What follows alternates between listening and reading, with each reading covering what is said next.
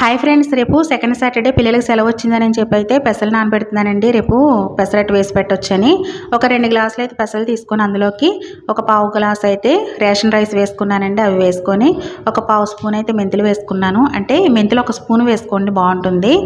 మెంతులు అయితే వేసుకొని అవి నానబెట్టేసానండి. నానబెట్టేసి ఎర్లీ మార్నింగ్ అయితే శుభ్రంగా కడిగేసేసుకొని వాటిని మిక్సీ జార్లోకి ఒక 4 పచ్చిమిర్చి, చిన్న అల్లం ముక్క, కొద్దిగా జీలకర్ర అయితే వేసుకొని మిక్సీ పట్టేసుకున్నానండి. మెత్తగా మిక్సీ పట్టేసేసుకొని పిండి గిన్నెలోకి తీసేసుకొని అందులోకి సరిపడా సాల్ట్ వేసి కలిపేసి అయితే పక్కన పెట్టేసుకున్నాను. ఈలోపైతే మనం బాండీ పెట్టుకొని దాంట్లోనూ ఒక కప్పు పల్లీలు అయితే విడిగా వేయించుకున్నానండి. ఆయిల్ వేయకుండా వేయించేసి పక్కన పెట్టేసాను. పొట్టు వచ్చేంతవరకు అయితే వేయించుకోవాలి. సిమ్లో పెట్టుకొని వేయించుకోవాలండి. ఒక 5-6 పచ్చిమిర్చి అయితే ఆయిల్ వేసి వేయించేసుకొని వాటిని అయితే మిక్సీ జార్లోకి వేసేసి దాంట్లోకి ఈ పల్లీలు కూడా వేసేసానండి. అంటే పొట్టు తీసేసానండి. అక్కడక్కడ పొట్టు ఉంటే పర్వాలేదు, బాగుంటుంది.